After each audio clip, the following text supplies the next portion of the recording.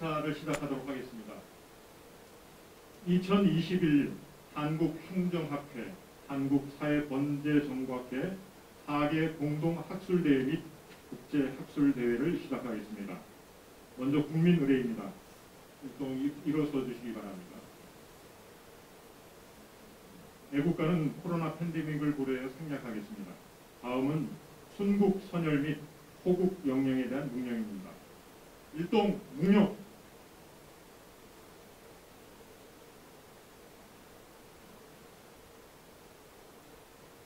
바로 앉아주십시오.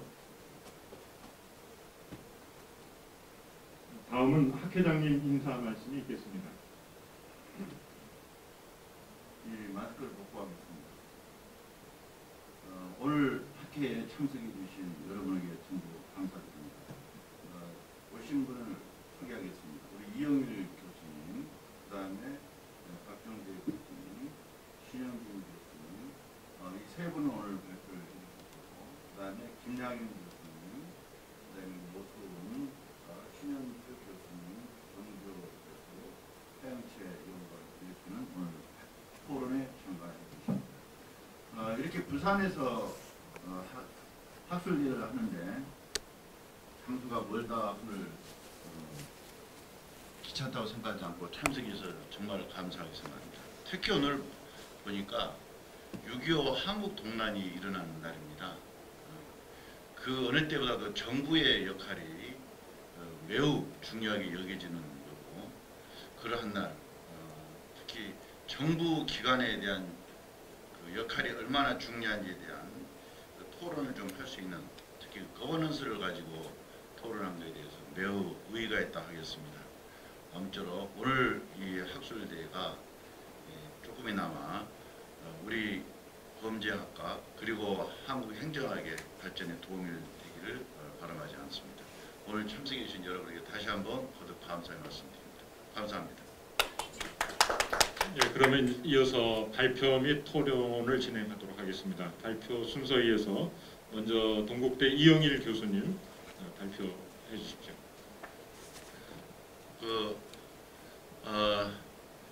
오늘 그 진행 순서는 총 75분이 우리에게 할당이 되어 있습니다. 그래서 각자 15분에서 20분 정도 발표를 해주시면 좋겠습니다. 그리고 앞에서 발표를 하고, 그리고 나중에 토론은 한꺼번에 같이 하도록 하겠습니다. 그래서 먼저 발표, 그 다음에 토론, 이런 순서대로 하도록 하겠습니다.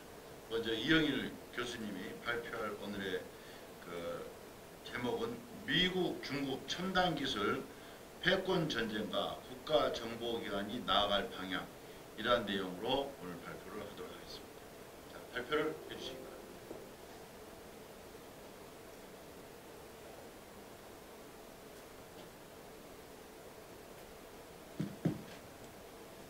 예, 동국대학교 이영일 교수입니다.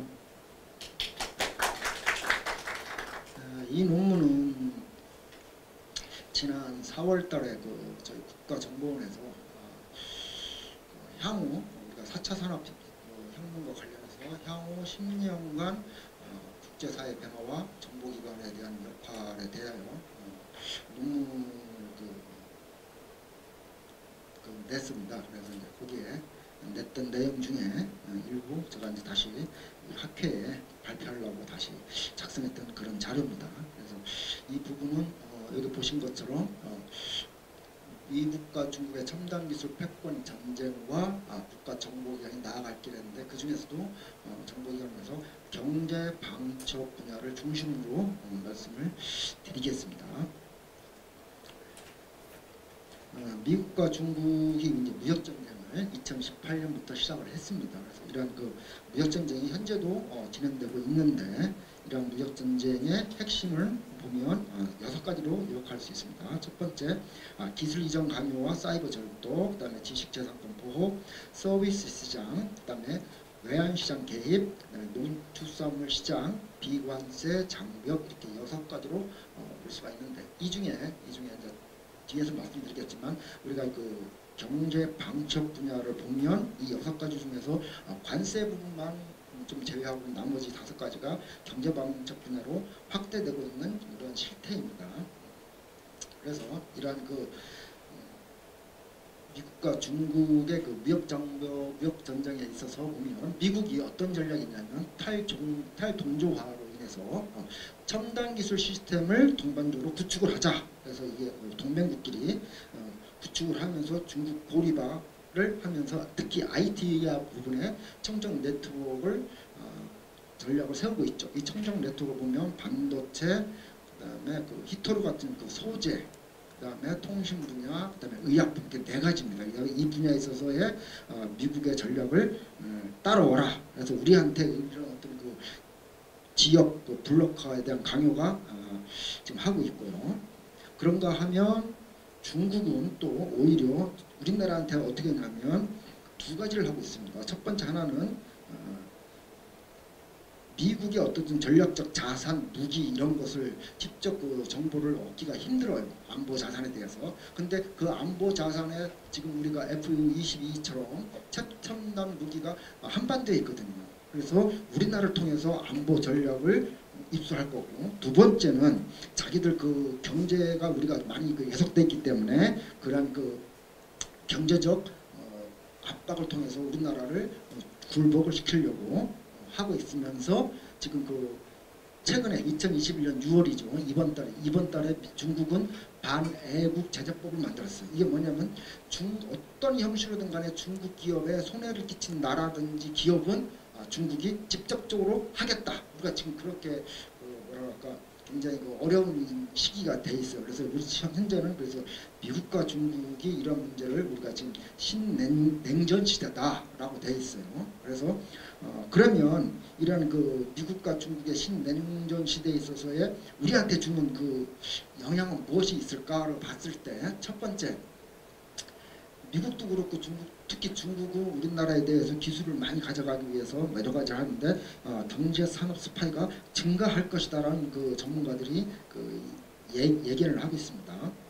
미국의 FBI 국장이 최근에 언론에서 얘기한 거 보면 중국과 연계된 산업 스파이가 지난 10년간 미국에서 1300% 정도 증가했다고 얘기했거든요. 그래서 우리나라도 이러한 사례를 보면 여기 보면 국가대 보면 중국이 48건, 미국이 7건, 일본 7건에서 우리나라도 이런 산업 스파이가 많이 증가할 것이고, 두 번째는 우리가 중국과 해외에서의 중국 제품하고의 경쟁이 더 좀 심해질 것이다.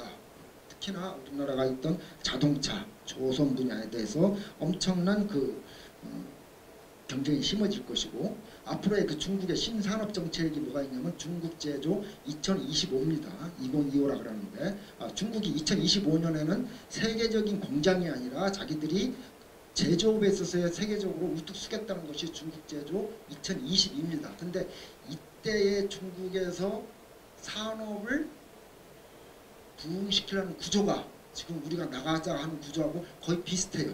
역점적인 산업은. 그렇기 때문에 우리나라에 대해서 상당 부분 많은 부분에 기술과 압박이 들어올 것이다. 이렇게 이제 전망을 하고 있습니다. 자, 그러면 지금 미국에서도 그렇고 지금 우리나라의 재계 쪽에서도 어떤 얘기가 나오냐면 지금 미국과 중국이 이렇게 커다랗게 싸우고 있는 이 냉전 시대에 있어서 기업이 혼자 이걸 이겨낼 수 없다는 거죠. 지난번에 우리가 대통령께서 미국에 방문을 하셨지 않습니까? 그와 똑같습니다. 그때 가서도 정상들끼리 하는 얘기는 거의 없었지 않습니까? 그때 전부 다 기업 이로 들어가고 반도체 분야 투자해달라고 하고 소재 부분 해달라고 했지 않습니까? 그래서 지금 이런 부분에 있어서 기업이 혼자 할 수 없기 때문에, 그러면 기업이 할 수 없으면 국가가 해야 되는데 국가 중에서 우리가 말하고 있는 행정부처에서 할 수 있는 게 아니거든요. 행정부처라는 것은 정확한 법령에 의해서 하기 때문에, 그럼 그게 어디에서 하냐면 국가정보기관에서 이 업무를 해야 되는데 그 국가정보기관 중에 가장 중심이 되는 국가정보원을 보면, 국가정보원 여기서 보시면 저 파란 글씨를 보시면 93년에 산업보안팀을 그때 처음으로 신설을 했는데, 이때 산업보안은 경제방첩하고는 좀 거리가 멀어요. 근데 그것이 2003년도에 2003년 10월달에 산업기밀보호센터를 설립을 하면서 실질적으로 경제방첩을 시작을 했는데 쭉 오다가 지금 현재를 보면 지난 작년 12월 달에 국가정보원회법을 개정을 해서 대공수사권은 경찰로 이관하기로 했죠. 그래서 3년간 유예를 뒀고요. 그다음에 국내 보안정보 활동은 아예 임무에서 빼버렸어요. 그럼 국가정보원이 할 수 있는 것은 정보인데 그 중에서 정보와 방첩이거든요. 그래서 정보와 방첩인데 방첩의 범위를 아까 말씀드린 것처럼 넓혀서 이 부분을 해줘야만이 국가 이익을 보호하는 정보기관으로서 태어날 수 있다라는 것이 이 부분의 주 핵심입니다. 그래서 이러한 것을 실천해 나가기 위해서 첫 번째 해야 될 일이 이런 지금까지 그 방첩이라는 게 원래 그 간첩을 막는 거예요. 막는 것을 잡는 거라고 생각하거든요. 그래서 우리나라를 보면 형법 98조 보면 간첩자가 적국을 위해서 간첩하거나 간첩을 방조한 자는 사형, 무기징역 또는 7년 이상의 징역에 처한다. 또는 군사상의 기밀을 적국에 누설. 여기 보면 적국이 나와요. 이 적국이 어떻게 되어 있냐면 우리가 판례상 보면 적국은 딱 하나 북한이에요. 그래서 실질적으로 공무원이라든지 군인이든지 어떤 그 있는 사람들이 국가 기밀을 내가 미국 CIA나 미국 기업한테 줬다. 그러면 이 사람은 그냥 비밀 누설죄죠. 업무와 관련돼서 간첩죄가 아니죠. 원래는 간첩죄는 이렇게 무거운데 왜냐하면 미국이 우리 우방국이기 때문에 적국은 아닌 거예요. 그래서 이런 적국의 개념을 지금 외국은 없습니다. 그냥 외국은 어떻게 하면 외국을 위하여 또는 외국 기관을 위해서 어떤 그 도움되는 이익이 되는 일을 한 사람은 전부 다 간첩으로 보고 있거든요. 그래서 우리도 이런 그 부분에 있어서 적국의 개념을 좀 바꿔야 된다. 그래서 경제 스파이라는 그 법이라는 것도 만들기 위해서는 우리가 국가안보기본법을 만들어서 이런 것을 포함시켜야 된다는 거고, 두 번째 아까 말씀드렸던 방첩이라는 것을 경제방첩에서 기업에 우리가 지금까지 해왔던 기술 유출 무슨 뭐 산업 스파이가 아니고 경제방첩 분야를 외환시장이라든지 적대적 M&A, 그다음에 국가 기반시설, 사이버 공격, 에너지입니다. 에너지 이 분야까지도 확대시키는 야만이 그 경제방첩 분야에서 더 커질 수가 있다. 두 번째는 경제산업 스파이 관련해서 수사 공작권을 확보해야 된다. 그래서 실질적으로는 93년이고 아까 말씀드렸던 2003년부터 산업기밀보호센터를 만들어서 국가정보원에서 산업 스파이 잡았다고 언론에 많이 나왔어요. 그런데 실제로 국가정보원이 산업 스파이를 잡는 수사권은 없어요. 국가정보원이 갖고 있는 유일한 수사권은 대공수사권이에요. 공산주의거든요. 공산주의를 막는 거기 때문에 경제 스파이 수사권은 없어요. 사람 다 있는 줄 알아요. 그러면 지금까지 어떻게 잡았냐? 첩보를 수집해서 입증을 해갖고서 검찰이 이첩을 해줬거든요. 그러니까 거의 반쪽짜리를 하고 있어요. 그런데 이 이첩하는 과정이 굉장히 어렵습니다. 왜냐하면 혐의점을 인정해야 되는데 그 부분이 만만치가 않아요. 조금만 잘못하면 개인정보 보호라든지 수사 원칙에 위배되기 때문에 많은 부분에 있어서 국가정보원의 그 경제방첩위원들이 항상 잘못하면 범죄의 그 저지를 수 있는 그런 이야기가 많아요. 그래서 이 부분에 있어서 명확하게 경제 스파이 관련해서 수사 공작권을 마련을 해줘야만이 국가적으로 이익이 되는 그 활동을 할 수가 있겠다, 이제 그렇게 생각을 합니다. 두 번째는 우리가 이런 아까 말씀드린 그 경제방첩 범위가 커지고 국가 이익을 위해서는 우리가 그 정보기관에서 그 정보위성을 운영하지 않는 그 정보가 있는 그 선진국에는 다 있어요. 그래서 우리도 이제는 그 미국으로부터 이제 그 위성 쏘는 거라든지 그 고도 이게 제한이 풀렸기 때문에 이건 완전 풀렸지 않습니까? 그래서 첩보위성 정도는 정보기관에서 운영을 해야 된다. 그렇게 생각합니다.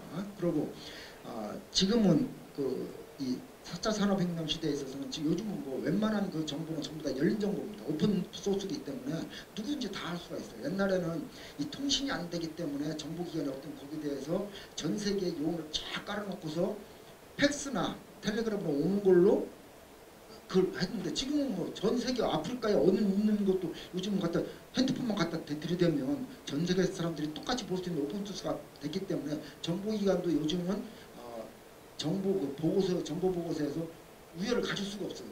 그렇기 때문에 첩보위성을 갖고서 우리가 좀 뭘까 질 높은 그 보고서를 생산해내고, 두 번째는 우리가 이 위성을 띄우지 않기 때문에 지금도 미국한테 전부 다 위성 정보를 전부 다 받고 있어요. 근데 그 정보를 그 사람들이 언제 주느냐? 보통 최고 빨리 주는 것이 3개월 전 거 줍니다. 그러니까 우리는 거의 눈을 감고 사는 거예요. 그래서 이런 그 위성을 꼭 운영을 좀 해야 될 것 같고요.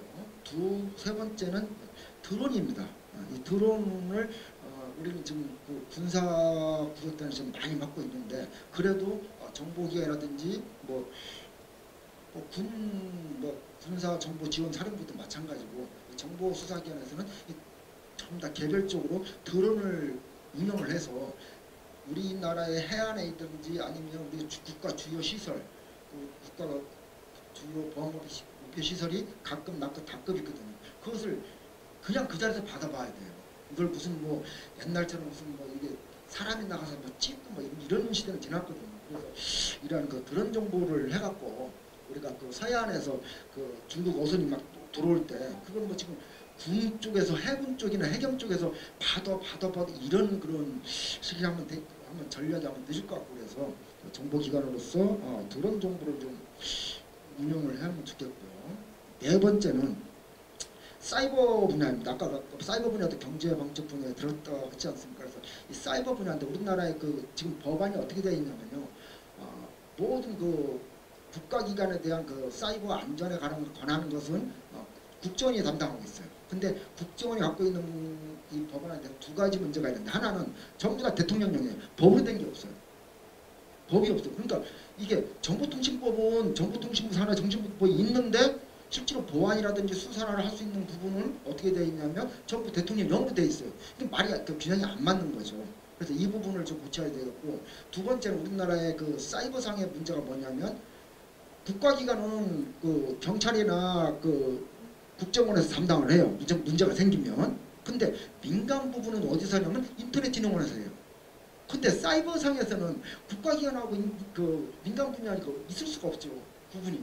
삼성전자 들어갔다가 국방부 갔다가 또 안 뚫리면 저쪽으로 못 갔다가 또 갔다가 마음대로 돌아가는 거지. 그걸 나눠서 한다는 것은 있을 수가 없는 거예요. 그래서 이런 법률도 전부 다 정비를 해서 해야 되고, 전 세계에서 이런 사이버상의 문제가 있기 때문에 전 세계 정보 수사기관에서는 전부 다 국제 협력을 하는데, 아까도 얘기했지만 우리나라의 그 국가정보원에서는 대통령령으로 되기 때문에 국제 협력이 잘 안 돼요. 정말 그래요. 그래서 옛날에 그 IP를 쫓아다니다 아니다 보면 필리핀으로 해서 태국으로 해서 아프리카를 갔다가 호주 갔다가 주로, 근데 마지막 어디 가냐면 중국에 이제 홍콩 내지는 북경을 가요. 근데 거기 쭉 찾아가면 IP 찾아가면 아무것도 없어요. 북경에 조그만 허름한 건물 내지는 오피스텔 지하에 이런 방화도 없고 컴퓨터만 5대 있어요. 근데 그런 것까지도 찾아갈 때도 국제 협력이 필요한데, 그러한 법률적인 게 안 돼 있을 뿐더러 민과 국가기관의 그 구분이 사이버상에는 없는 그런 법률부터 만들었으면 좋겠다. 더더욱 여기에 대해서 좀 국가정보원을 믿고 수사권을 좀 줬으면 더 좋지 않겠나라고 나름대로 생각을 해서 이런 제안을 하게 됐습니다. 자, 이상입니다.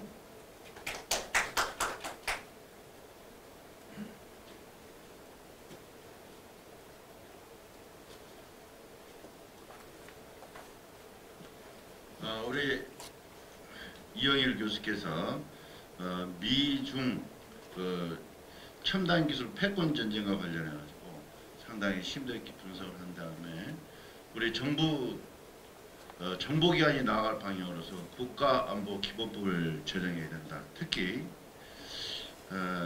형법의 간첩죄를 좀 더 폭넓게 해석할 필요가 있다는 것 갖다가 이야기를 해주셨고, 경제 산업 스파이 방첩 관련 또 어떤 대책을 이야기하시면서 드론을 활용한 정보 수집 방첩을 활용하고 사이버 안보 기본법 제정을 했던 아주 심도 있게 이야기를 주셨습니다. 특히 우리 그 이영일 교수는 한국의 산업 스파이와 관련해 가지고 이 국정원에서 이 산업 스파이를 색출하고 할 수 있는 어떤 산업기밀보호센터를 설립하는 데 상당히 많은 기여를 했습니다.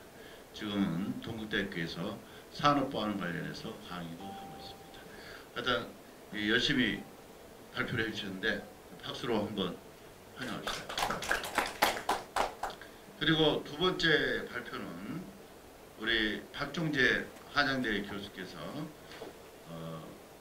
국가위기관리 차원에서의 주한미군 전략적 유연성의 고찰이라는 제목을 가지고 발표를 하도록 하겠습니다. 발표해 주시기 바랍니다.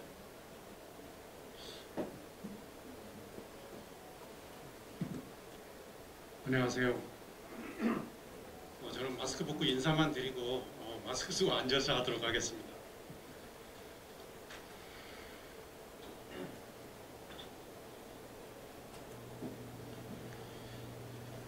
오늘 점심을 제가 내려와서 먹다 보니까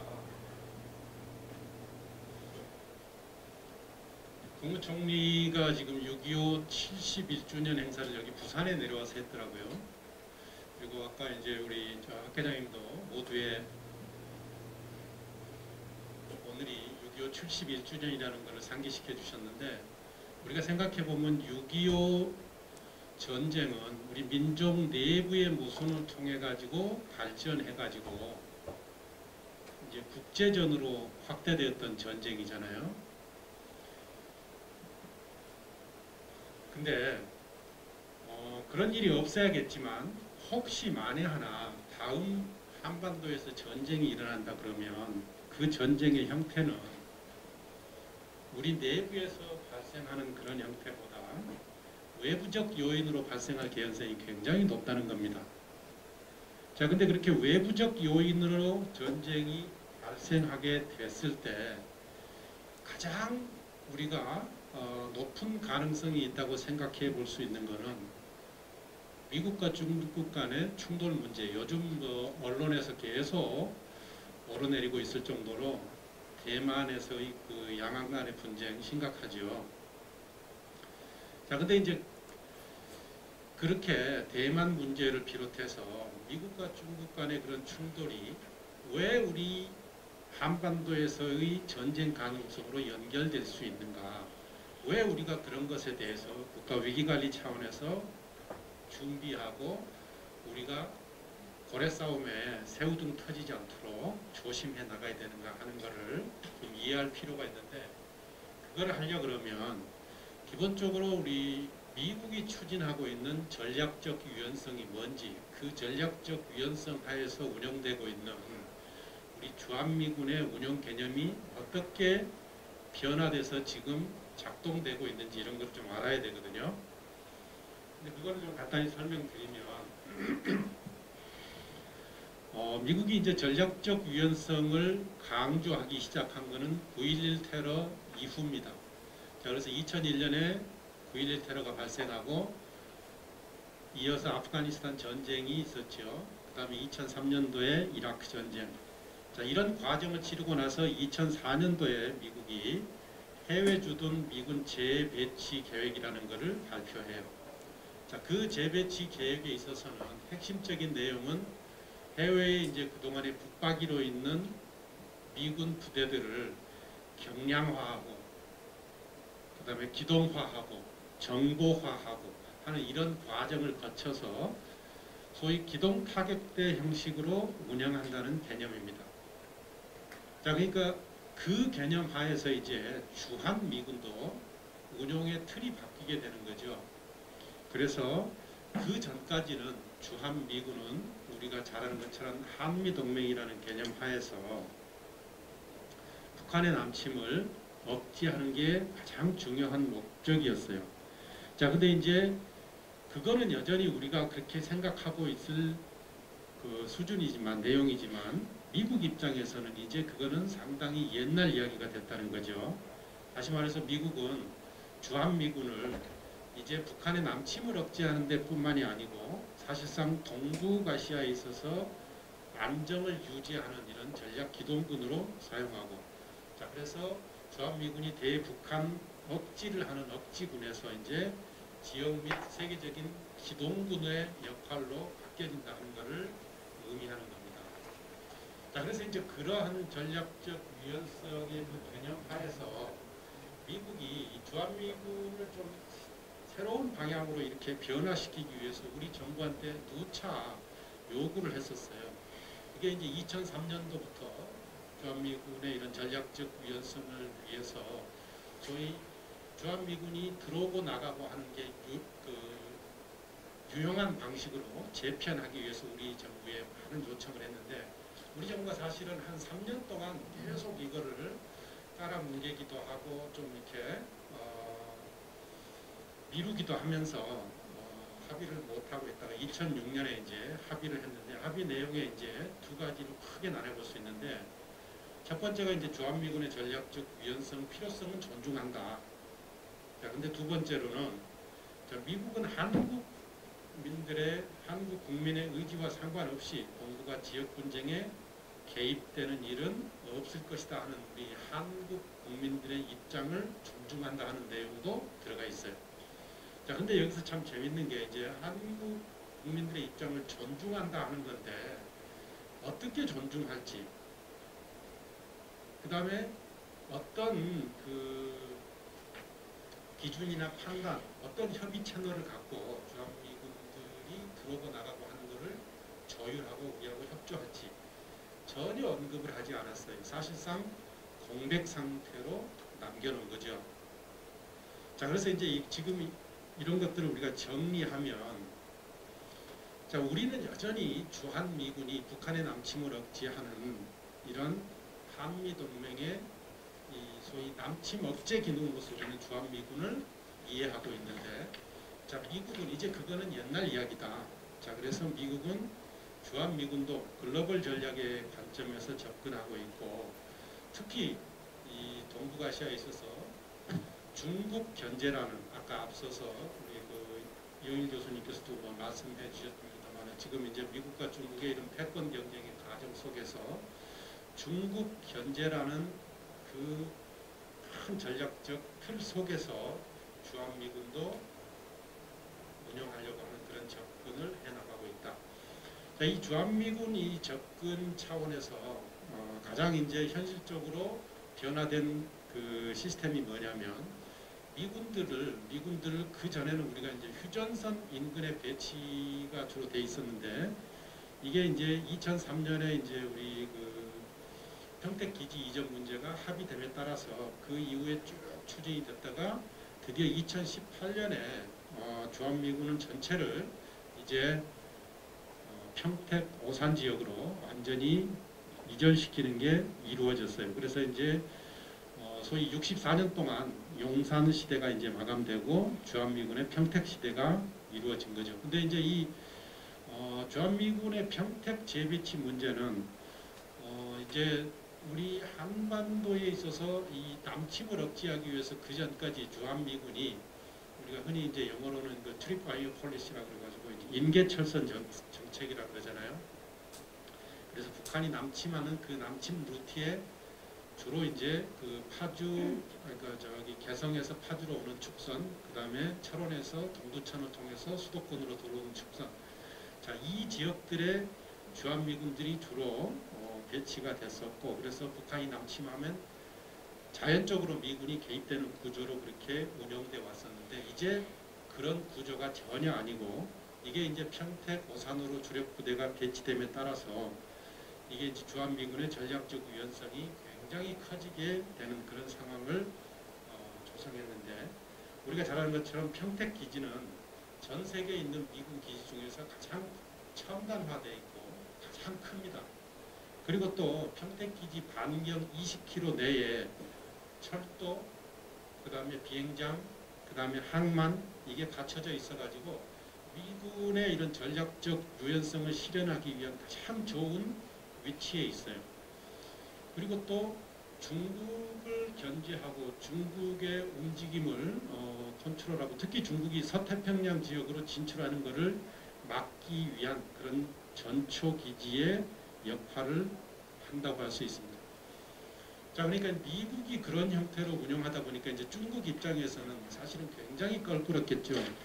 특히 중국은 이 주한미군의 이런 그 전략적 유연성, 그리고 또 우리가 이런 주한미군의 이런 전략적 유연성을 용인하는 듯한 태도, 특히 이제 미국의 이제 미사일 방어 체계에 연동되는 이런 움직임, 이런 것에 대해서 굉장히 강하게 반발하고 있는 이유가 바로 거기에 있습니다. 자, 그리고 그런 것들은 중국이 우리 성주 사드 기지 배치 이런 게 결정이 됐을 때 강력하게 반발했던 그런 것에서도 잘 나타나고 있습니다. 그러면 이런 주한미군의 전력적 유연성을 배경으로 해가지고 이 동북아시아 지역에 있어서 이 전략적 유연성으로 유연한 어떤 미중 간의 분쟁, 충돌, 자, 이런 상황이 발생할 가능성이나 어떤 그 시나리오 이런 걸 어떻게 우리가 예상해 볼 수 있는가, 이거를 좀 보면 가장 먼저 이제 요즘 모든 국제정치학자가 얘기하고 있는 것처럼 대만 해협에서의 충돌 가능성입니다. 대만 해협에서 충돌 가능성, 이거는 언론에서 수시 언급이 되고 있는 내용이기 때문에 구체적으로 언급할 필요가 없을 정도인데, 궁극적으로 시진핑 주석이 2012년 취임하고 난 이후에 굉장히 이런 그 중국몽, 소위 말해서 이 위대한 중화민국의 시대, 이 중국몽의 실현, 자, 그걸 위해서 대만 통일을 굉장히 적극적으로 추진하겠다, 특히 무력 사용을 포기하지 않겠다 하는 그런 언급을 누차 했어요. 자, 그리고 또 중국의 인민해방군 창설 100주년이 되는 2027년까지 이 통일을 완수하겠다 하는 그런 얘기도 했어요. 2027년 얼마 남지 않았잖아요. 자, 근데 이제 이런 중국이 대만을 통일해 나가려고 하는 반면에 미국 입장에서는 이 중국의 서태평양 진출을 막기 위해서는 대만이 핵심적인 전초기지이고 소위 말해서 불침 항모인 거예요. 더군다나 최근에 이제 미국 바이든 행정부가 이제 대만을 대중국 반도체 동맹 여기에서 굉장히 중요하게 이제 집어넣음에 따라서 소위 말해서 이제 대만이 미국으로서도 양보할 수 없는 그런 전략적 자산이 되고 있다는 거죠. 그래서 이 대만 문제를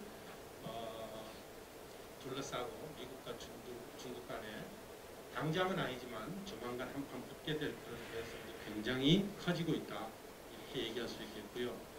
자, 그다음에 이제 두 번째 또 이제 충돌 가능성 높은 지역으로 우리가 예상해 볼 수 있는 게 이제 남중국해인데, 자, 이 남중국해 문제는 아직 이 중국이 해군력을 강화하고 있다고 하더라도 일단 그 미국의 해군력의 절반에도 미치지 못할 정도로 아직은 열악하기 때문에 당장 미국과 중국 간의 충돌이 일어날 가능성은 사실은 높지 않습니다. 자, 근데 그럼에도 불구하고 지금 중국이 남중국해를 소위 말해서 이제 그게 영어로 표현하면 아일랜드, 섬이 아니고 어떤 암초 같은 좀 이제 사구, 모래 언덕 같은 건데 그걸 비행장으로 바꾸고 미사일 기지를 설치하고 이렇게 해가면서 자꾸 이제 군사 기지로 만들려고 그러고, 그걸 바탕으로 해서 이제 국제해양법에서 얘기하는 이제 영해를 주장할 수 있는 12해리의 영해를 주장하고, 그래서 그 지역을 이제 소위 말해서 영유권을 굳혀 나가려고 하고 있는 상황인데, 미국 입장에서는 자꾸 이제 그거를 인정하지 않으려고 그러고, 그래서 자꾸 이제 항행의 자유작전, 이것을 실시하면서 무시하고 있는 상황인데, 자, 이제 당장은 그래서 충돌 가능성이 낮다 하더라도 미국 입장에서 중국이 좀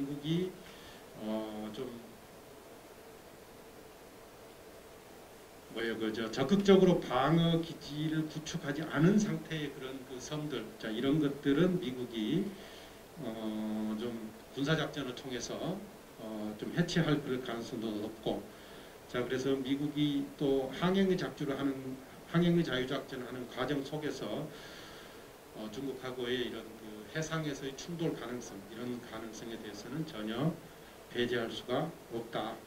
자, 근데 이제 만약에 이렇게 중국과 미국 간의 대만 해협이라든지 그다음에 남중국해든지, 자, 이런 데 있어서 만약에 충돌이 발생한다 그러면 소위 말해서 이 어떤 군사적 충돌이 발생한다 그러면 어떤 상황으로 귀결될 수 있을 것인가. 자, 그것에 대해서는 이런 안보 위기 시나리오를 수없이 시뮬레이션하는 그런 여러 이제 기관들에서 예측해 놓은 걸로 보면 중국도 그렇고 미국도 그렇고 이 핵무기를 다량 보유하고 있는 국가이기 때문에 궁극적으로 핵전쟁으로까지 이 말하자면 비화하지는 않을 것이다. 그리고 또 중국도 그렇고 미국도 그렇고 이 본토로 이 전쟁이 확대되는 것을 원하지 않을 것이다. 그래서 만약에 이루어진다 그러면 대만 해협과 같은 국지적인 지역에서 그리고 또 항공기나 함정 또 그리고 또 위성, 사이버 이런 영역에서의 그런 충돌로 이루어질 개연성이 크다 이렇게 예상을 하고 있고요. 자, 그리고 또 만약에 이렇게 충돌이 일어난다 그러면 단기적으로 이렇게 되는 것보다는 몇 달 정도 이렇게 지속되고 그다음에 또 미국이 우세이긴 하지만은 어느 한쪽도 압도적인 승리를 거두지 못하면서 이게 전쟁이 상당히 장기화될 가능성이 높은 것으로 그렇게 예상을 하고 있습니다. 자, 그리고 이제 그런 충돌이 발생했을 경우에는 우리한테 그러면 미치는 이런 파급 영향 중에서 가장 중심적으로 우리가 이제 좀 우려해 봐야 될 게 아까 이 신속 기동군으로서 전략적 유연성을 갖고 있는 주한미군이 차출돼 가지고 소위 중국하고의 전투에 이제 차출이 돼서 우리 한반도에 들어오고 나가고 하면서 이제 중국하고 싸우는 이런 부대로서 사용될 수 있다는 거죠. 그리고 아까 이제 말씀드린 대로 이런 해군력이나 공군력이 주로 이제 충돌하는 초기 상태에서는 주한미군이 당장 차출될 개연성이 그렇게 높지는 않다고 볼 수 있습니다. 왜냐하면 주한미군은 이 2사단 중심의 이제 지상군 병력이기 때문에. 그런데 만약에 이제 대만 해협에서 군사적 충돌이 발생해가지고 중국군이 대만에 이제 상륙하려고 하는 그런 단계까지 이게 악화된다 그러면 우리 주한미군 그러니까 지상군 중심의 미 2사단도 충분히 거기에 동원돼서 중국하고의 전투에 개입될 수 있다는 거죠. 자, 그러면 이제 이런 상황 속에서 중국 입장에서는 결코 자신들을 향해서 오는 부대가 전선에 도착하기 전까지 뭔가 좀 액션을 하고 싶겠죠. 다시 말해서 우리 한반도 내에 있는 평택 기지랄지 아니면 성주 사드 기지랄지 아니면 다른 미국의 이런 전략 자산이라든지 이런 데 대해서 타격을 하려고 하는 그런 유혹을 강하게 느낄 거라는 얘기죠. 다시 말해서 중국의 미사일이라든가 장사정포가 우리 한반도 내에 있는 우리 영해 내로 떨어질 수 있다는 그런 개연성이 높다는 얘기이기도 합니다. 자, 근데 그러니까 이제 우리 입장에서는 그런 시나리오를 막고 소위 우리 한반도에 배치되어 있는 주한미군이 우리 의사와 무관하게 중국하고의 전쟁이라든가 이런 데 동원되지 않도록 하는 게 중요한데 그것을 사실은 막고 통제할 수 있는 그런 장치가 굉장히 유명무실합니다. 자, 우리가 갖고 있는 한미 상호 방위 조약, 자, 여기에는 사실은 미국이 자국 군대를 한국 내에 배치하는 권리를 우리 한국이 허락하고 자, 그리고 또 이 부대 운영과 관련돼서는 각자의 헌법적 수속에 따라서 행동한다고 이렇게 돼 있어요. 자, 그리고 그동안에 이제 주한미군의 이런 철수, 이동, 주요 장비 교체 자, 이런 것에 대해서는 미국이 협의를 한다고 약속해 놓고 있지만 사실상 그동안 지난 60년 동안 주한미군의 중요한 장비나 인원의 반출 이런 것 할 때 우리 한국 정부하고 심도 있게 협의를 한 적은 한 번도 없습니다.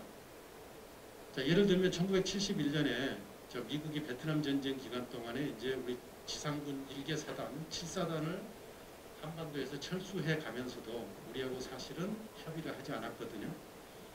자, 근데 이거는 우리 대한민국뿐만이 아니고 미국이 전 세계에 배치하고 있는 이런 병력 주둔시키는 지역에 있어서 거의 대부분 공통적인 현상입니다.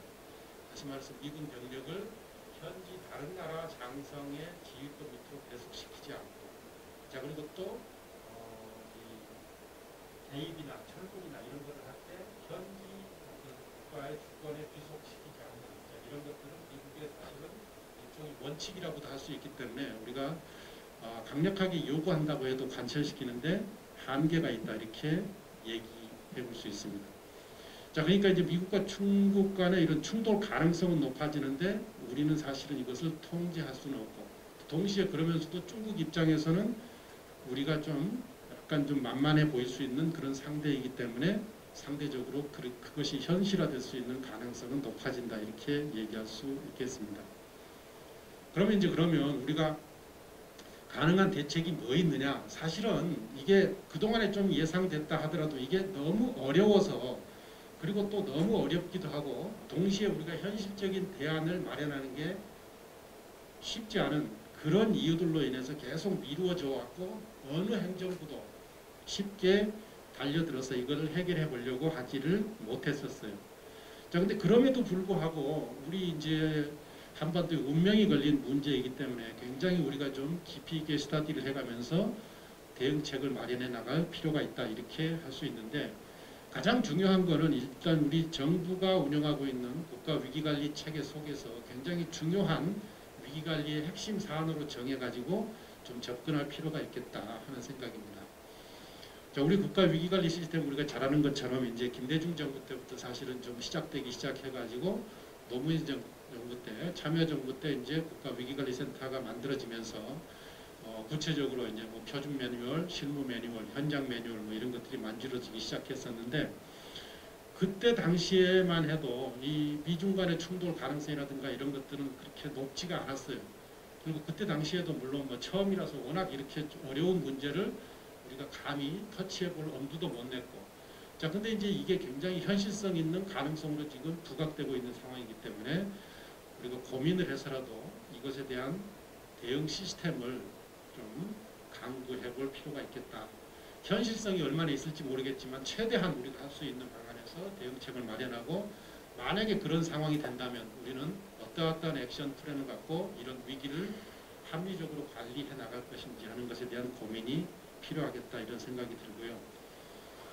자, 그 다음에 이제 또 다른 그 외교적 채널에 있어서 미국과의 협력에서는 일단 주한미군의 핵심적인 역할이 대북한 억지에 있다.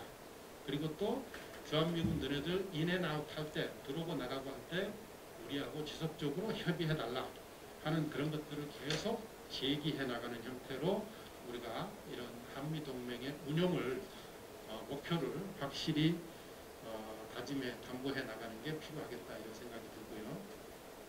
자, 동시에 또 중국하고의 관계에 있어서 조금 더 단호한 입장을 보일 필요가 있겠다. 예를 들면 중국이 우리를 만만하게 보지 못하도록 중국의 어떤 국제 규범의 위배라든가 이런 것들이 있을 때는 단호하게 대응하는 그런 원칙적인 대응도 필요하겠다. 자, 그리고 또 중국이라든가 북한으로부터의 어떤 미사일이라든가 이런 것들이 날라오는 그런 상황을 만약에 핵심적으로 가정한다 그러면 우리의 방어 체계를 좀 더 공고하게 가져갈 필요가 있겠다. 자, 그리고 또 아까 처음에 우리 이현 교수님이 말씀하신 것처럼 중국의 이런 그 정보적 차원의 활동에 있어서 좀 적극적으로 대응해 나가는 필요도 있겠다 하는 것들을 우리가 우선적으로 생각해 볼 수 있겠습니다. 자, 근데 첫 번째로 가장 중요한 건 아까 말씀드린 대로 국가 위기관리 체계 속에서 이것을 좀 핵심적인 중요한 위협의 어떤 우선순위로 놓고 우리가 좀 동원할 수 있는 다양한 대책들을 좀 망라해 가면서 만약에 이런 상황이 현실화됐을 때 우리가 어떻게 우리가 평화를 유지하고 지켜나갈 것인가 하는 문제를 좀 진지하게 고민해 봐야 될 필요가 있다 하는 것을 말씀드리면서 좀 부족한 발표 마치겠습니다. 우리 박정재 교수님은 청와대 국정상황실에 근무를 했죠. 그 경험도 있고 지금 한양대학교에서 강의하고 있는 관계로서 아주 폭넓은 경험과 또 이론적인 토대하에서 한국이 갖고 있는 여러 가지 그 전쟁의 위험성 이거에 대해서 얘기를 잘 해주셨습니다. 그 이제 이 얘기를 하시면서도 결국 이 미중 충돌이 났을 때 우리 한국이 가져야 할 그 정확한 포지션이라든가 이런 것에 대해서는 정책을 제시하는 데는 좀 어떤 한계성이 좀 있지 않나 하는 생각이 듭니다. 상당히 좀 그렇지만은 이 제일 중요한 것은 국익 우선의 정책이 되입니다. 그 국익 우선이 되면서 우리 대한민국 국민의 생명을 보장하고 그동안 대한민국 역사에 가장 번영하고 번성하는 이 시스템을 그대로 보존할 수 있는 방법이 뭔가 이것에 대한 아주 사려 깊은 고민과 또한 이론적으로 연구도 필요하고 하는 것 같습니다. 우리 범죄학은 단순하게 돈도 깡패만 잡는 학문이 아니고 국가범죄, 정부범죄, 특히 거대 범죄인 전쟁까지도 방어하는 이러한 학문이다 보니까 오늘 특히 6.25 71주년을 맞이해가지고 우리 박종재 교수님께서 발표하신 내용은 아주 그 의의가 있다고 하겠습니다. 아주 좋은 발표에 대해서 감사합니다. 박수로 한번 주십시오. 이어서 우리 배재대학교 신영진 교수님께서 안전한 인공지능 서비스를 위한 위기관리 정책에 관한 연구 이것을 발표하시겠습니다. 우리 신영진 교수님은 행안부죠? 행안부에서도 근무를 하셨고 지금은 또 특히 그 인공지능뿐만 아니라 개인정보 보호에 대해서는 한국에서 아주 탁월한 영향을 갖고 있습니다.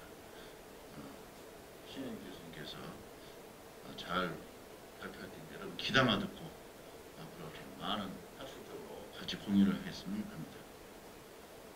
우리 신영진 교수님 박수로 환영합시다.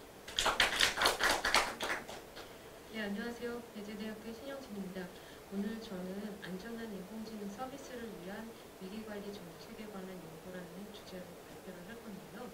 여러분들이 이미 잘 알고 계시겠지만 인공지능과 관련돼서 좀 많은 논의가 이제 막 되어지는 것들을 보셨을 겁니다.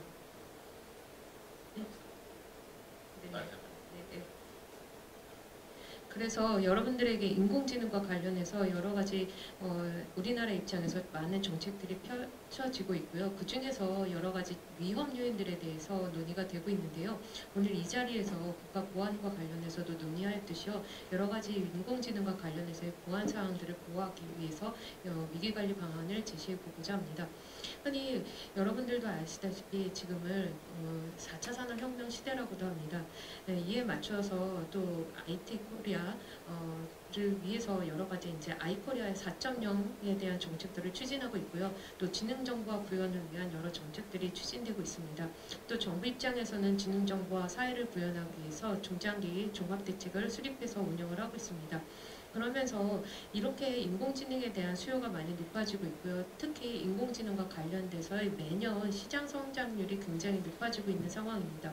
그런데 이런 과정에서 사이버 보안과 관련해서 여러 가지 침해 요인들이 발생하다 보니까 이러한 사이버 보안과 관련된 보안 시장도 굉장히 성장하고 있는 상황입니다. 매년 성장하고 있는 연평균 성장률을 보면요, 적어도 11% 이상이 성장하고 있고요. 그에 따라서 인공지능뿐만 아니라 여러 가지 4차 산업과 관련된 신기술을 제공하는 과정에 있어서 그만큼의 정보보호가 필요로 하는 여러 분야들에 대해서 논의가 이루어지고 있습니다. 그런데 이렇게 인공지능 서비스가 제공되면서요, 인공지능으로 인해서의 편리성에 대한 긍정적인 입장도 있지만 이로 인해서 발생할 수 있는 여러 가지 역기능이나 부정적인 요인에 대해서 우리가 간과하는 경우가 있습니다. 그래서 이러한 요인들에 대해서 발생했을 때 지금보다 더 많은 피해가 발생할 수 있고 그로 인해서 우리가 위기관리에 대해서 준비가 되어 있지 않으면 그만큼 국가 위기가 더 위협적일 것이다 라는 입장에서 인공지능 서비스에서의 안정성을 강조해보고자 합니다. 특히 현 정부 입장에서는 2021년도에 들어서면서 2020년도에 우리가 기존의 국가정보화 기본법을요 개정을 해서 지능정보화 기본법으로 전면 개정을 했습니다. 이에 따라서 지능정보화 기본법에 의해서 현재 인공지능 서비스를 확대해 가고 있습니다. 특히 여러 가지 인공지능 서비스 중에서 여러분들에게 제공하고 있는 서비스 중에서 흔히 음성 모방이나 또는 딥페이크 같은 서비스에 대한 악용하거나 또는 이를 오용하는 것에 대해서는 이미 여러분들이 알고 계실 겁니다. 그에 따라서 개인의 사적인 정보도 더 많은 서비스를 제공한다는 입장에서 수집이 되고 있고요. 특히 여러분들이 음성 비서나 또는 챗봇 서비스를 위해서 여러분들이 흔히 사생활적인 측면에 있어서 얘기되어졌던 일반적인 내용들도 수집이 되어서 프라이버시 침해할 수 있는 요인들이 수집이 되고 있고 또 악용되는 경우가 있기 때문에 그에 대해서 보호 조치가 필요로 하고 있습니다. 특히 보안과 관련해서 여러 가지 AI의 속성들을 살펴보면요. AI에 대해서 그만큼 편리성도 있지만 또는 유해적인 요인도 있기 때문에 이중성이 제기가 되고 있고요. 또 효율성과 함께 또 확장성이라는 부분이 제기가 되고 있습니다. 또 우수성이나 익명성 또는 고급성이나 취약성과 같이 인공지능 서비스를 제공을 함으로 인해서 갖고 있는 여러 가지 보안적인 요인들이 제기가 되고 있습니다. 그런데 이렇게 인공지능과 관련해서 갖고 있는 여러 가지 특성들을 고려해서는요, 인공지능과 관련해서 정보 보호가 이루어져야 되는 부분들을 제기하고 있습니다. 특히 국가 입장에서는 여러 가지 안전성을 고려하지 않을 수가 없기 때문에 인공지능 서비스를 제공하는 데 있어서 신뢰성이나 안정성을 확보하기 위해서 정부 차원에서의 검증 체계가 요구되어지고 있습니다. 그렇기 때문에 국가 입장에서는 여러 가지 인공지능과 관련해서 개발이나 또는 기술 공유를 위해서 여러 가지 서비스가 확대되어야 하기도 하지만 여러 가지 인공지능을 악용함으로 인해서 발생할 수 있는 공격 기법이나 또는 취약점 그리고 해킹 목적으로 사용하고 있는 여러 분야에 있어서의 안전성이라는 부분을 제기할 수밖에 없습니다. 그래서 정부 입장에서는 물론 사이버 안보 업무 규정에 의해서 사이버 공격에 대해서 실시간 탐지하고 관제하기도 하지만 그만큼 사전에 안전성을 확보하기 위한 관리 체계가 마련이 돼야 되고요. 탐지라는 측면에 있어서 인공지능을 상시적으로 모니터링해서 제공할 수 있는 여러 가지 체계가 구현이 돼야 됩니다. 물론 정부 입장에서는 여러 가지 인공지능 서비스를 에 대해서 안정성을 확보하기 위해서 개인정보보호위원회가 개인정보보호 자율점검표를 올해 만들어서 보급을 하였습니다. 그런데 이렇게 보급하는 것의 기준은 인공지능에 관련된 윤리 기준이나 개인정보 보호에 대해서의 중점적으로서 설계 단계에서의 보완이 필요하다라는 측면에서 제공을 하고 있습니다. 그런데 인공지능 서비스를 제공하고 있는 개발자나 운영자 외에 전반적으로 인공지능 서비스를 제공을 할 때에 점검할 수 있는 체계가 좀 더 구체화되어야 할 필요가 있습니다. 이미 정부 입장에서는 보안 인증이나 관리 체계 또 여러 가지 사전평가 제도들을 도입을 해서 운영을 하고 있는데요. 이러한 제도들에는 여러 가지 기본적으로 갖춰야 될 기본적인 법적인 준수 사항들을 점검을 하고 있습니다.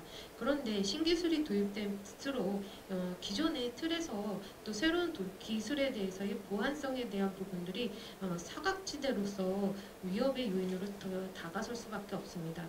그래서 제가 기존의 선행 연구들을 점검을 해보았는데요. 기존에 AI와 관련돼서 여러 논의가 되어 있었고요. 2016년도부터 약 5년 동안에 논의된 걸 봤을 때 약 4,762개 이상의 논문들이 국내에서 인공지능을 다루고 있고요. 그럼에도 불구하고 개인정보 보호나 정보 보안에 관련해서는 390여 개 정도로요. 약 10분의 1도 되지 않는 경우로 볼 수 있었습니다. 이에 따라서 인공지능과 관련해서 위기관리라는 원계에서 그러면 안전한 관리 체계를 구현하는 방안들을 우리나라에도 수립이 되어야 된다라고 볼 수가 있는데요. 이미 인공지능과 관련해서 위기관리 체계에 대해서 EU나 호주에서 관리 체계를 마련을 하고 있습니다. 특히 EU의 경우에는 올해 인공지능과 관련해서 관리 체계를 AI 위협에 대한 위협의 기준으로 해서요. 정도에 따라서 어떻게 보호 조치를 해야 되는지 위험 기반에서의 시스템별로 보호 조치에 대한 기준들을 마련을 하고 있습니다. 특히 이후에 기본권 헌장에서 제8조에 개인정보 보호에 대한 기준을 담고 있고요. 인공지능 규제 샌드박스의 시스템을 개발할 때 개인정보 처리 조치 규정에 의해서 보호 조치하도록 하고 있습니다. 특히 고위험군이 해당이 될 경우에 인공지능에 있어서의 정보보호에 대한 부분들을 공급업체나 제조업체, 또 수입업체나 유통업체, 그리고 AI 시스템을 이용하는 이용자 입장에서 법적으로 준수해야 될 의무사항을 규정을 하고 있고요. 또 그와 관련해서 이후에 앞서서 말씀드렸던 이후에 기본권 기본권 헌장에서의 제8조의 개인정보보호 기준에 데이터 및 개인정보보호 거버넌스라는 측면에서의 준수사항을 제시를 하고 있습니다. 반면에 호주의 경우에는요, 위험이 발생할 수 있는 기준뿐만 아니라 위험의 정도 그리고 인공지능과 관련해서 기준으로서 적용할 수 있는 8가지의 원칙에 프라이버시를 포함해서 공평이나 또는 신체적인 피해, 또 경쟁 가능성이나 책임, 규제 및 법률 준수, 그리고 투명성이나 설명 가능성, 영향 정도에 따른 기준에 의해서 세부적으로 그에 따르는 대응 정도가 얼마만큼 필요한지에 대한 낮고 중간이고 높고 심각한 정도에 대해서 기준으로 해서요, 위험 진단 결과에 따라서 해석할 수 있도록 하고 그에 따르는 모니터링이나 사고에 대한 대응 조치할 수 있는 기준들을 마련을 해서 제공을 하고 있습니다. 따라서 이런 기준에 의해서 인공지능으로 인해서 심해 사고가 발생하더라도 그 위험의 정도에 따라서 적절한 대응 조치가 이루어지도록 해석하고 대응할 수 있는 방법에 대해서 제시를 해주고 있습니다. 그렇다면 EU나 호주에서 제공하고 있는 인공지능에 의한 위기관리 체계가 우리나라에 적용할 수 있는 방안들을 한번 검토해 볼 수가 있는데요. 기존에 우리나라의 입장에서 개인정보나 정보보호와 관련돼서의 관리 체계들이 운영을 하고 있습니다. 그 관리 체계 내에 우리가 좀 더 구체적으로 운영할 수 있는 여러 가지 방안들을 도입을 하는 것을 검토할 수가 있는데요. 특히 우리나라 입장에서는 인공지능 서비스를 하는 가운데 있어서 개인정보가 식별되거나 또는 수집된 데이터들 속에서 개인을 식별할 수 있는 부분들을 해소하기 위해서 개인정보 비식별 조치 가이드라인을 발간을 해서 고유 식별 정보나 민감 정보에 대한 안정성 조치를 높이도록 하고 있고요. 또 재식별 가능성에 대한 차단을 통해서 안전하게 활용할 수 있도록 하기 위한 서비스 기준을 마련을 하고 있습니다. 물론 정보보호 및 개인정보보호 관리체계나 클라우드 보안 인증, 그리고 개인정보 영향평가나 개인정보보호 관리 수준 진단 등과 같은 데에서 개인정보를 점검하기도 하고요. 기존의 위험관리나 적합한지에 대한 점검 체계들을 활용을 해서 운영을 하고 있습니다. 그런데 그 과정 중에서 신기술과 관련된 점검 사항에 대해서는 조금 간과하는 부분들이 있고요. 그로 인해서 발생할 수 있는 위협들을 진단할 수 있는 기준도 모호한 상황입니다. 따라서 EU에서 제공을 하고 있는 여러 기준들을 기반으로 해서요. 특히 유럽에서의 기술 규제를 하고 있는 로봇에 대한 법률 및 윤리의 당면 과제나 또는 규칙 초안에서의 보고서나 여러 기준에 의해서 대응할 수 있는 방안들을 제공하고 있는 기준들을 활용을 할 수도 있고요. 또 호주에서 제공하고 있는 위험관리 프레임워크를 활용을 해서 우리나라도 8가지 기준의 원칙에 따라서 운영할 수 있는 방안을 마련할 수 있지 않을까라는 개념 입장에서 제가 안전한 AI 서비스의 침해 대응 및 위기관리 체계의 틀을 한번 제시해 보았습니다. 그래서 데이터를 수집하고 전처리 및 정지하거나 AI 개발 및 활용하고 있는 AI 서비스 단계와 개인정보를 처리하는 수집, 이용, 제공, 파기하고 또는 위탁하는 단계, 그리고 AI 개발에 따라서 데이터가 전환되는 과정들을 추가로 기준으로 처리 과정으로 삼았고요. 또 컴플라이언스로는 기존의 법률이나 준수해야 할 여러 가지 보안 기술 그리고 책임 원칙을 적용을 해보도록 하고요. 또 앞서서 EU의 경우나 아니면 호주의 경우에 위기에 대한 부분들을 침해에 대한 위험 정도로 봤는데요. 위험에 대한 비중뿐만 아니라 발생할 수 있는 빈도 그리고 침해의 유형이나 공격 유형에 따라서 대응할 수 있는 가이드라인을 제시해주고요. 구체적인 원칙과 기준을 제시해주면 그만큼 안전한 인공지능 서비스에서의 위기관리 대응 체계로 운영할 수 있으리라고 보여집니다. 따라서 앞서 우리나라의 경우에 AI뿐만 아니라 빅데이터 등을 통해서 여러 가지 데이터 취급하는 범위가 점점 많이 증가하고 있고요.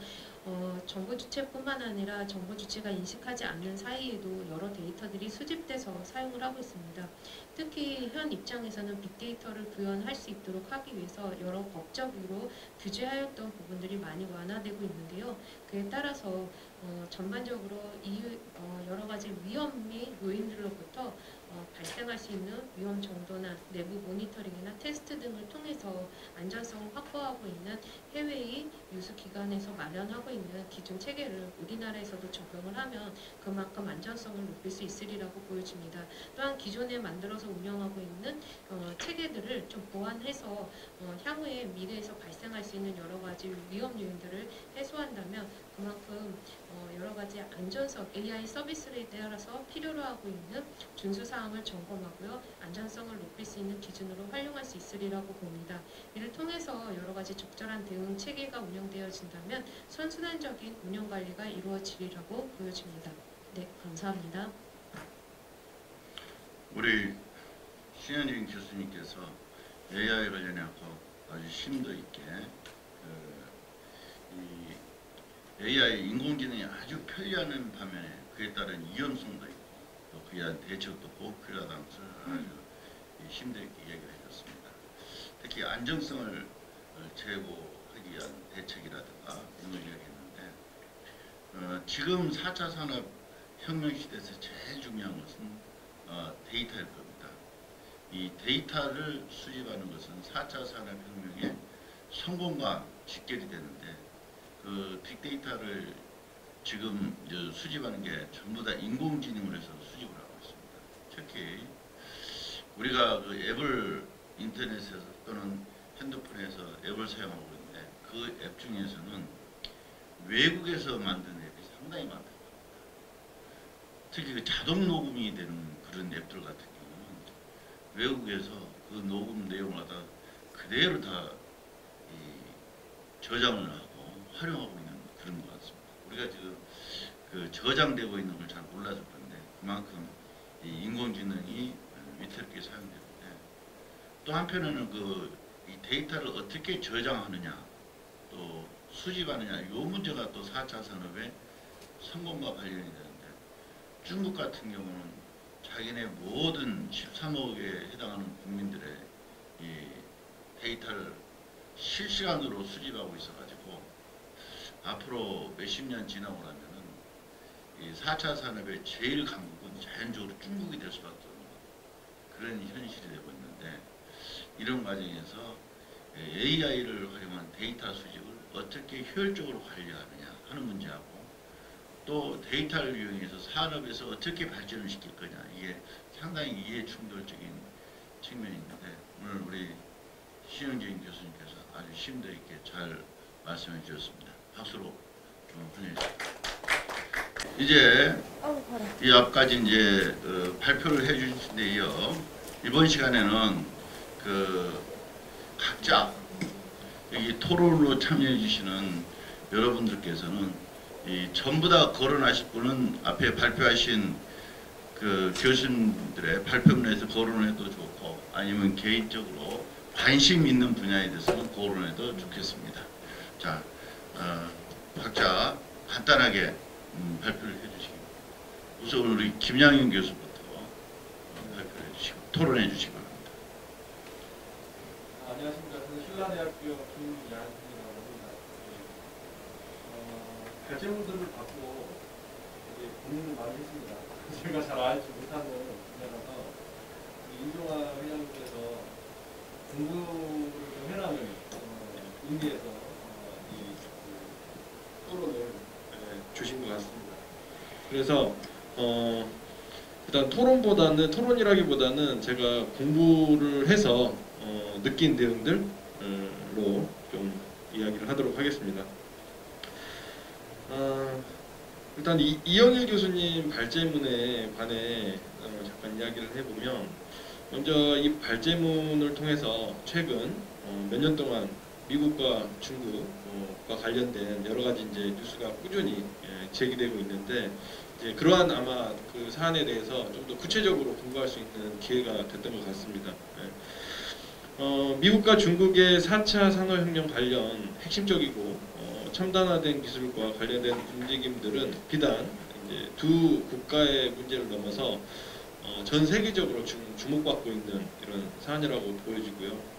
그래서 이 발제문에서는 이러한 간단치 않은 국제적인 사안을 우리나라의 어떤 세계적인 위치와 상황에 따라서 미칠 수 있는 영향을 또 분석하고 파급 효과를 이야기를 해주셔서 굉장히 큰 도움이 됐던 것 같습니다.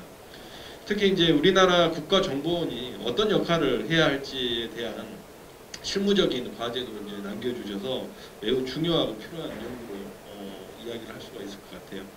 그래서 제가 아까 발표를 이제 들으면서 이제 한 가지 궁금한 사항이 있어서 좀 이제 제가 정리를 해봤는데, 제가 정보에 대해서는 잘은 모르지만 보통 우리가 정보의 중요성 중에서는 정보가 그 가치를 인정받기 위해서 시기적인 측면이 무엇보다도 중요하다라는 것을 비전문가인 사람들도 누구나 알 수 있는 것이라고 생각됩니다. 그러한 측면에서 교수님께서 말씀하신 바와 같이 현재 미국의 위성을 통해서 우리가 빨리 받아봐야 최대 3개월 정도 빨리 받을 수 있다. 그래서 사실은 눈 감고 있는 거나 마찬가지다라고 하셨던 말씀이 굉장히 공감이 가는 부분이기도 한데요. 만약에 우리가 우리의 어떤 위성을 통해서 정보를 수집을 할 수 있는 그런 여건을 마련할 수가 있다면 굉장히 좋을 것 같아요. 그래서 사실은 제가 잘 모르기 때문에 이제 궁금해서 여쭤보는 건데요. 우리나라가 지금 현재 상황에서 이러한 여건들이 되는지, 예를 들어서 뭐 기술력이라든지 자금력이라든지 이런 것들이 좀 되는지 좀 알고 싶어서 질문으로 남겨놓습니다. 이상입니다. 네, 좋은 토론 감사합니다. 이번에는 우리 신현주 교수님께서 토론해 주시기 바랍니다. 네, 안녕하세요. 가톨릭한동대학교의 신현주 교수입니다. 오늘 세 분의 그 발제문을 받고 정말 공부를 열심히 해야 되는구나 새삼 느꼈고요. 네, 저 잘 알지 못하는 부분이라서 내용적인 부분보다는 좀 더 학술적인 부분에 대해서 좀 말씀을 드리고 싶습니다. 먼저 이영애 교수님의 논문은 저는 굉장히 실무적으로 좋은 얘기였고, 특히 국가정보원의 역할에 대해서 아주 잘 분석한 연구라고 생각이 드는데, 특히 제안해 주신 4가지 카드가 굉장히 중요한데 여담으로 너무 다 보여주신 거 아닌지 아껴놨다가 하나씩 꺼내주셔야 좀 더 가치 있지 않을까. 왜냐면 너무 아쉬운 부분이 많아서 한 6개월에 하나씩 정도 꺼내놓으시면 좀 더 임팩트 있지 않을까라는 생각이 잠깐 했었고요. 왜냐면 너무너무 좋아서 제가 깜짝깜짝 놀랐던 부분이라서 좀 그렇습니다. 특히 근데 이것이 좀 학술적으로 논문이 되기 위해서는 이 장에서 좀 이론적 백그라운드가 조금 더 가미가 되면 좋을 것 같아요. 예를 들면 정보에 대한 아까 이론이나 뭐 조직이나 그 국가 기관의 역할에 대한 학술적 논의가 조금은 부족하지 않은가 생각이 들고, 전반적으로 연구자의 그 경험에, 그러니까 연구자님께서 충분한 경험이 있으시고 그런 경력이 있으시잖아요. 그런 오랜 경험을 통해서 도출된 것이 아닐까라는 생각이 좀 듭니다. 그래서 논문의 가독성이나 이 논리성을 지니기 위해서는 근거 자료가 좀 추가가 돼야 되는데, 예를 들자면 아까 그 한국 산업의 파급 영향 중에 중국의 경제 산업 스파이로 인한 피해가 증가할 것이다, 사이버 공격으로 인한 피해가 증가할 것이다, 이런 것들은 저희도 다 이제 뭐 검색이나 이런 부분 다 알 수 있는 부분이잖아요. 근데 그거를 뒷받침할 수 있는 자료로 제시해 주신 게 경찰청의 자료를 근거로 제시해 주셨어요. 그래서 아래에 이어지는 내용들도 뭐 지난간의 10년의 어떤 실태 분석이나 또는 뭐 에스토니아나 그루지아 사건들도 말씀해 주셨는데, 그러면 그 2가지 사례만 보는 게 아니라 전반적인 국제적인 통계를 통해서 사이버 공격의 변화가 어떻게 변해가고 있다, 이렇게 좀 증거를 해주시면, 증거를 좀 뒷받침할 수 있는 주장을 뒷받침해 줄 수 있는 근거가 좀 되지 않을까 생각이 들고요. 그다음에 저는 가장 인상 깊었던 게, 이번 수사권이 조정이 되면서 국정원이 갖고 있던 대공 수사나 뭐 국가안보가 다 이제 경찰 쪽으로 넘어갔는데, 그 국가안보기본법을 제정해야 한다라고 말씀하시면서 적국의 개념을 바꿔야 한다라고 말씀하셨어요. 저는 이거는 굉장히 좀 신선했다라고 생각이 들고 발상의 전환이 아닌가라는 생각이 들었습니다. 그래서 특히 경제산업 스파이 방첩 분야에서의 수사권을 확보하고 국가안보에 국민경제에 기여하겠다라는 부분을 굉장히 좀 인상이 깊었고, 사실 현 정부에서는 경찰청에 수사권이 다 집중이 되어 있죠. 국정원이 하던 것들도 다 경찰이 가져갔는데 사실 경찰이 다 할 수 있을까라는 의문이 저도 좀 드는 부분들입니다. 그래서 하나 더 질문을 드리자면, 아까 김양 교수님하고 좀 같은 질문일 수 있는데요. 그 정찰 위성과 관련해서 우주정보연구원을 설립해야 된다라고 말씀하셨는데, 현 국정원이 이런 기술과 인력이 확보되어 있는가가 좀 궁금하고요. 그다음에 드론과 관련해서는 지리정보팀이 신설되어야 한다라고 했는데 해경이나 해군에서 받아서 오면 너무 늦지 않는가라는 말씀하셨거든요. 근데 국정원보다는 오히려 최일선에 있는 해경이나 해군의 정보가 더 바람직하지 않을까? 그 부분에서는 오히려 일선에 있는 기관들에게 권한을 더 줘야 되는 것이 아닐까라는 좀 질문을 좀 드리고 싶습니다. 네. 그 다음에 다른 논문에 대해서도 질문이 되나요? 해도 되면 안 해도 돼요. 네네.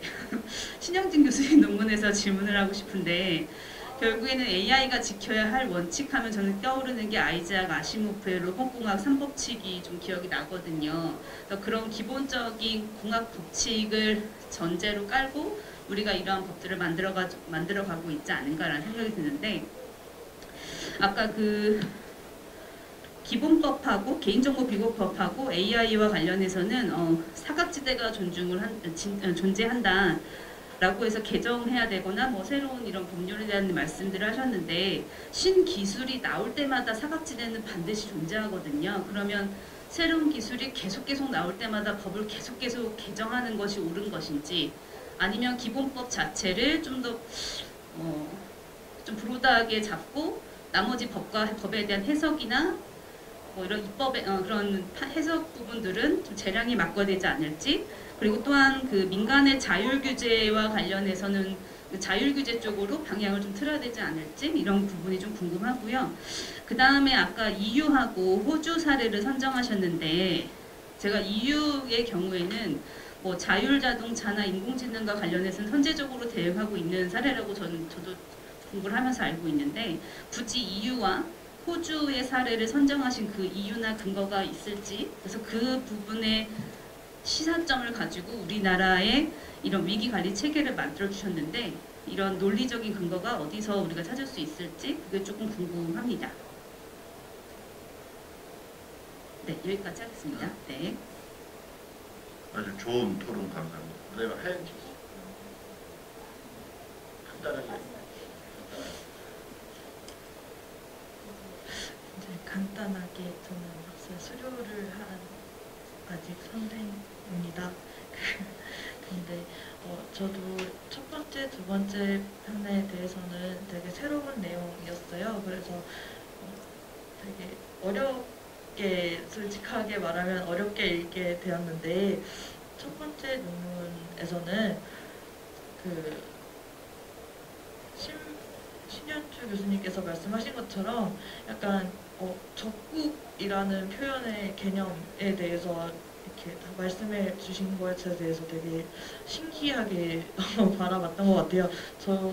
저 또한 이제 적국이라 그러면은 되게 적이다라는 표현처럼 북한만을 지칭하는 게 아니라 저한테 적이 되는 약간 그런 큰 의미로 사용할 수 있는데 적국이 북한만을 지칭하는 개념이다라고 이렇게 콕 집어주심에 대해서 이게 우리나라에서는 적국을 북한만을 지칭하는구나 라는 거를 저는 처음 알았거든요. 적국이라는 게 북한만을 지칭하는 거라는 걸. 그래서 이론에서 다시 한번 이렇게 한번 더 조작적 개념을 집어주시는 게 좋을 것 같다고 생각하시고 그리고 앞에서 교수님들께서 말씀하신 기관들을 꾸릴 수 있는 국가적인 예산은 마련되어 있을까 하는 걱정도 이렇게 들었었고요. 그다음에 두 번째 논문을 제가 이해하기엔 조금 어려워서 넘어가겠습니다. 그리고 세 번째 논문에서는 저도 AI에 되게 굉장히 관심을 많이 가지고 보고 있는데요. 그래서 하나 여쭤보고 싶은 게 있었어요. 잠시만요. 우리가 3시까지 아, 네.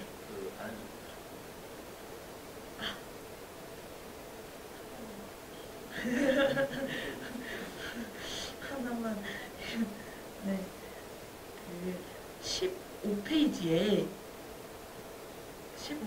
보시면은 그 인공지능 서비스에서 왜 안전성 이렇게 강조를 하셨는데 제가 알기로는 이제 방통위에서 지금 이용자 중심 지능 정보 사회를 위한 원칙을 19년도에 발표를 이미 한 걸로 알고 있거든요. 그러고 지금 21년도 1월부터 실행을 하고 있는 걸로 알고 있는데 이 부분에 대해서 좀 참고를 한번 해주셨으면 괜찮을 것 같다라고 생각을 합니다. 네, 여기까지입니다. 우리 오수훈 예, 오늘 참 잘 들었고 정말 공부를 많이 했습니다. 근데 오늘 이제 주제가 큰 주제가 국익을 위한 거버넌스 역할인데요. 근데 세 분이 이렇게 발표하시는 내용을 이렇게 딱 정리를 좀 제 나름대로 해봤을 때는 크게 이렇게 어떤 중국 간의 그 패권 경쟁 구도 관계에서 나오는 문제점, 그 다음에 이제 또 사이버상에서의 이런 AI 문제 이런 것들이 다 어떻게 보면 국익하고 관계가 있다고 생각합니다. 근데 또 우리나라가 전통적으로 이 국익에 대한 개념의 설정이 좀 미흡한데 혹시 이게 질문이 될지는 모르겠지만 발표하신 세 분이 각각 오늘 발표하신 것에서 그럼 국가정보원에서 국익의 요 논문에서 국익은 뭘로 봤다. 또 우리 신 교수님도 AI에서 국익은 뭘로 봤다. 이렇게 또 박정재 교수님도 주한미군이 국익 측면에서 어떻게 했으면 좋겠다. 뭐 이렇게 요건 뭐 복잡하게 생각 마시고 이렇게 간단하게 좀 한 번씩 이렇게 말씀해 주셨으면 좋겠습니다. 제가 한번 간단히 대답할게요. 국익은 미국 국가국익위원회라는 게 있습니다. 거기는 이제 이 어떤 부차적 국익이 있고, 그 다음에 중요한 국익이 있고, 그 다음에 생존적 그런 국익이 있습니다. 그것을 좀